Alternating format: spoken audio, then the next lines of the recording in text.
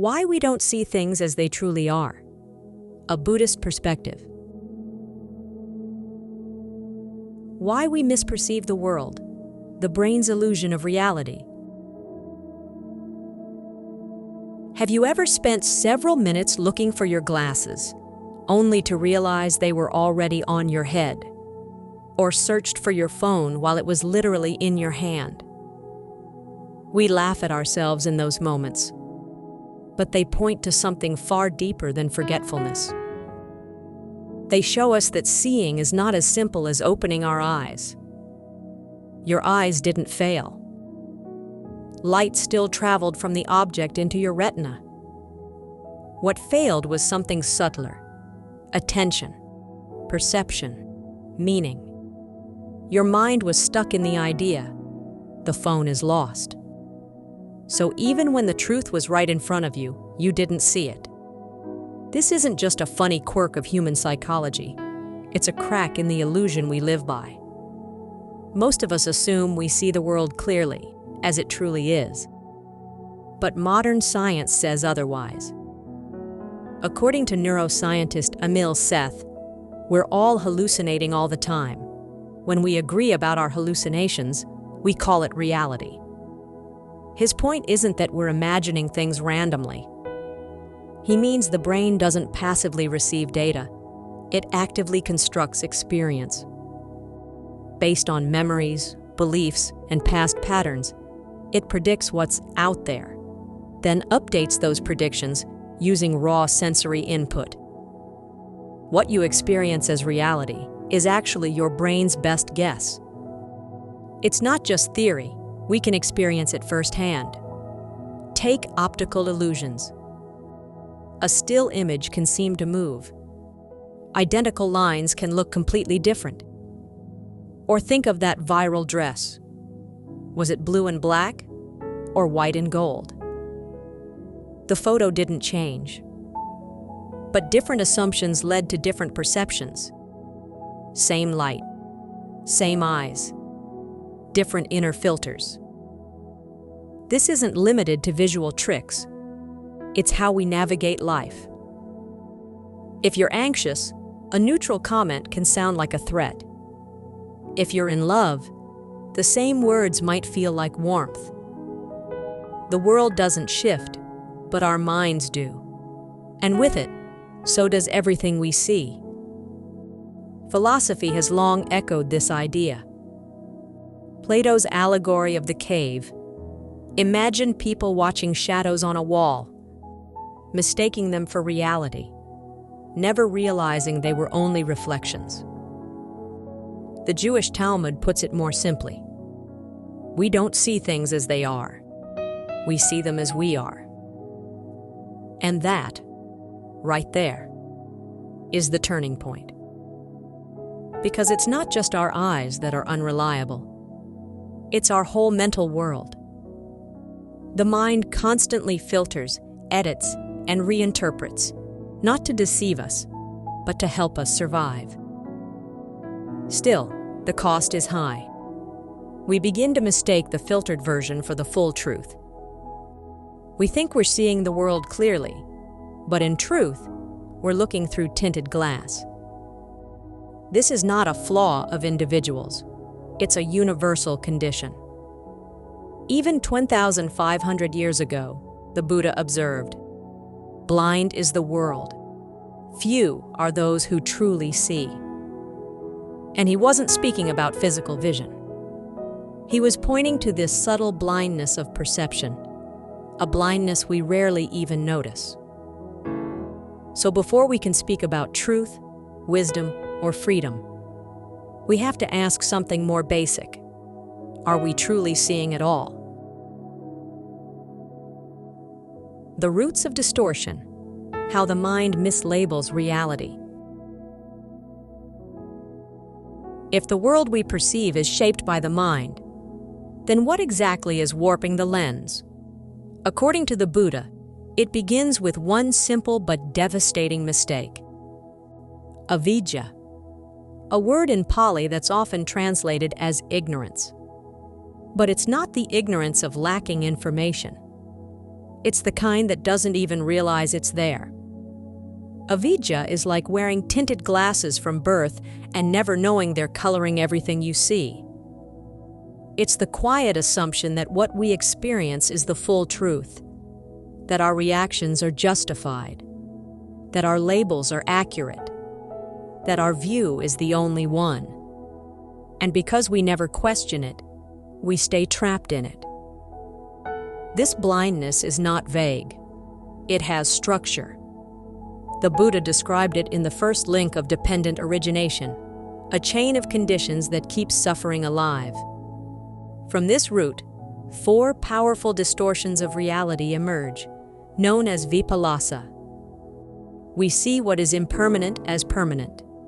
We see what is unsatisfactory as pleasurable. We see what is not self as a solid I. And we see what is unattractive as beautiful. These aren't abstract ideas. They're happening all the time. And one of the fastest tools our mind uses to create these distortions is something called sanya, usually translated as perception or recognition. To understand it fully, we need to zoom out for a moment. In Buddhist teachings, the thing we normally call a self is actually just a combination of 5 aggregates, or khandhas. These are rupa, the body or form; vedana, feeling, pleasant, unpleasant, or neutral; sanya, perception or recognition; sankhara, mental formations, intentions, habits; vijnana, consciousness. These 5 constantly shifting processes create the illusion of a stable me. And among them, sanya plays a unique role. It's the mind's label maker. When you see a red, round object, sanya doesn't just record its shape. It immediately identifies it. Apple. That's useful. Recognition helps us survive, but it rarely stops at the surface. The mind keeps layering. It's a sweet apple. It reminds me of childhood. It's part of my healthy lifestyle. It's better than that other one. Each layer adds meaning. And soon, we're no longer seeing the apple. We're seeing our history, our cravings, our opinions. The problem isn't the labeling itself. It's that we forget we're doing it. And we believe the label more than the thing. The Buddha once told the story of a monk walking at dusk. He saw a coiled shape on the path and was seized with fear. It's a snake. But when someone brought a lamp, it was just a rope. His fear was real. The snake wasn't. It was a projection, a story the mind wrote in an instant. Not because it's foolish, but because it's conditioned to react that way. How many times a day do we do the same? A pause in conversation feels like rejection. A glance becomes judgment. A delay becomes failure. We rarely see what's really there. We see what we think is there. And then we suffer for it.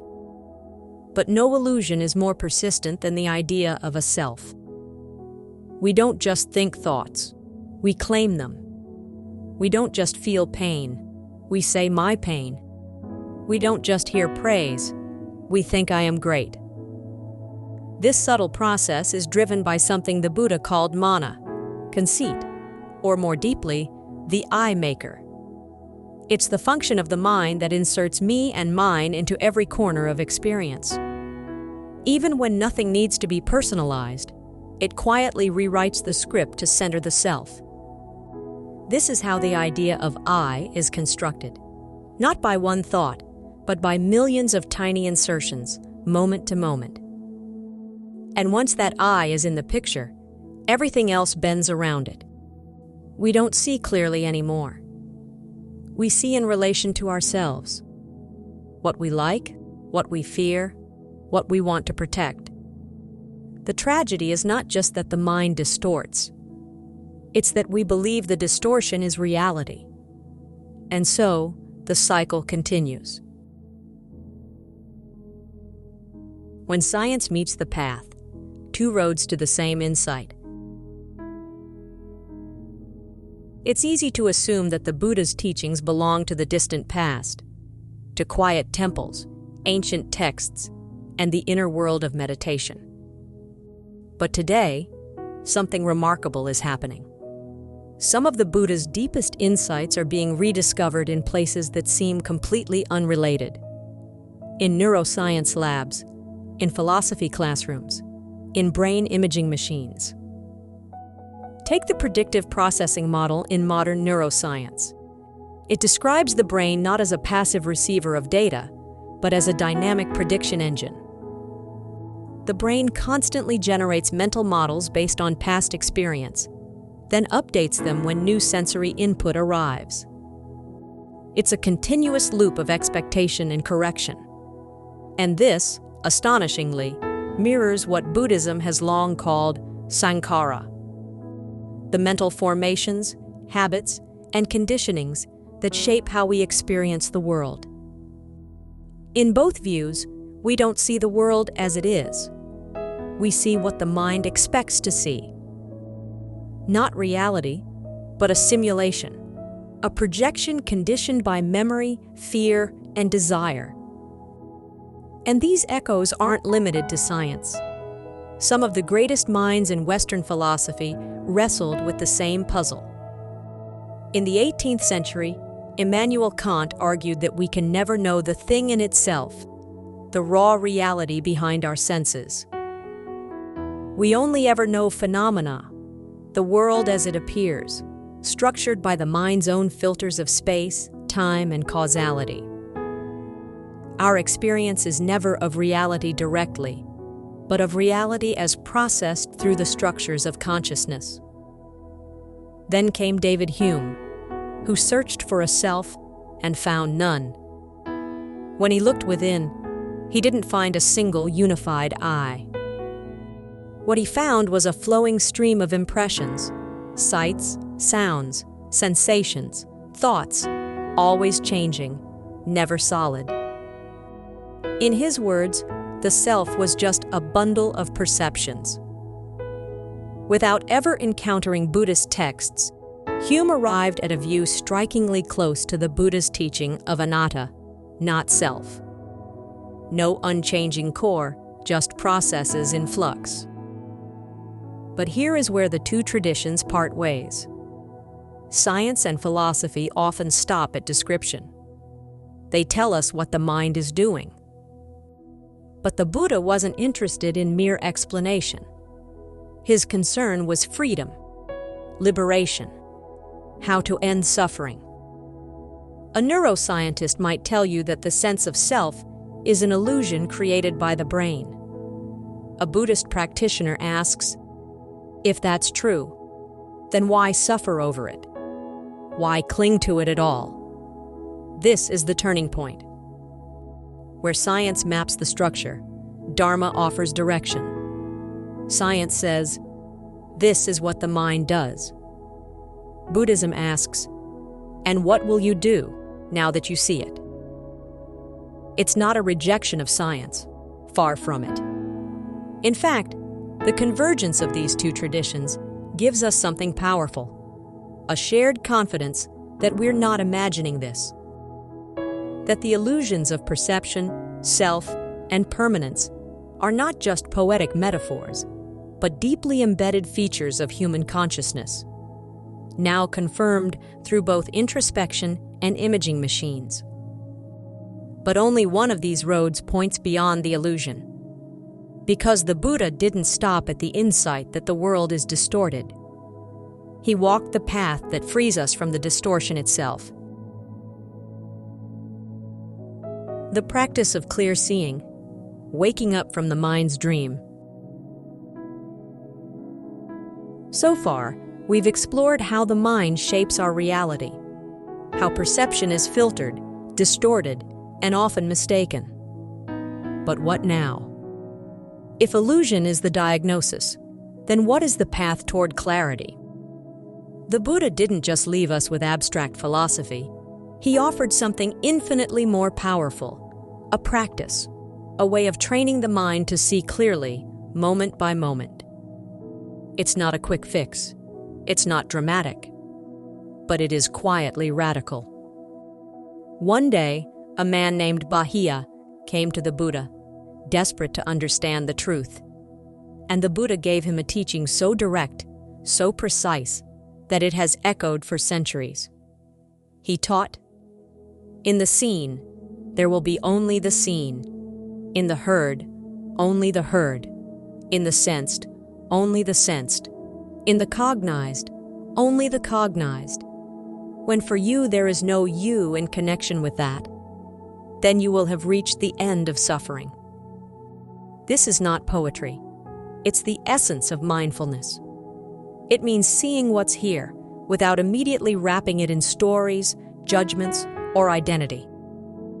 Just this sound, just this shape, just this feeling, as it is. Let's try right now. Look around you. Find one object, a cup, a plant, the light on the wall. And for a moment, drop the label. Forget the word. Just see the colors, the textures, the edges of light and shadow, as if you've never seen it before. Now listen. Not for a specific sound, not to name it. Just to receive. Vibration, sensation, raw and unfiltered. That moment, brief as it is what the Buddha called clear seeing. To cultivate this clarity over time is the path of vipassana, or insight meditation. Through mindful attention to the breath, the body, the senses, and the mind, we begin to notice a truth deeper than any theory. Everything arises and passes away. Sensations shift, thoughts appear and vanish, emotions come like weather and leave the same way. This is not something you believe, it's something you start to feel. With enough practice, something begins to change. You no longer think impermanence, you experience it. You no longer argue about selfhood. You see that thoughts arise without a thinker, emotions unfold without a controller. The sense of a fixed me starts to loosen, not through denial, but through direct observation. And yet, this practice doesn't make us detached or cold. That's a common fear. In truth, it does the opposite. When we remove the filter of ego, the need to protect, control, or defend a self, what we see more clearly is each other. We begin to notice that others too are hurting, that they too are chasing happiness, avoiding pain, trying to be seen and loved. Without the me lens, compassion becomes effortless. As a Zen teacher once put it, when I removed the me lens, I could finally see you, and see that you and I were never two. This kind of seeing doesn't make us passive. It makes us wise. Instead of reacting blindly, from old wounds, habits, or fears, we start to respond with balance, with care, with freedom. And it doesn't require hours of meditation to begin. Here are 3 simple ways to bring this practice into your day. The mindful pause. Once or twice a day, just stop. 1 breath. Ask yourself, what am I seeing, hearing, feeling right now? Not to judge, just to know. That knowing is mindfulness. Gentle labeling. When a strong emotion arises, name it softly. Anger, anger, or fear, fear. Not to push it away, but to hold it gently, the way you'd hold a cup of hot tea. This creates space between the emotion and the reaction. Question your certainty, especially when you feel absolutely right about someone or something. Pause. Ask, Is it possible I'm not seeing this clearly? What might my own mind be adding to the picture? These small practices are not small at all. They are cracks in the shell of illusion. Because the journey of awakening doesn't begin with fireworks. It begins with one moment of honesty, one breath of presence, one glimpse of reality without the veil. With every step, we polish the lens. With every moment of clarity, we untangle a thread of delusion. And slowly, the world becomes less something we control and more something we meet, directly, freshly, with eyes open. We begin to realize that the freedom we've been searching for is not elsewhere. It was always here, just hidden beneath the noise. And when the veil finally lifts, we don't lose anything real. We only lose the stories that kept us afraid. What remains is life itself, unfiltered, unmaimed, undivided, and quietly, profoundly free.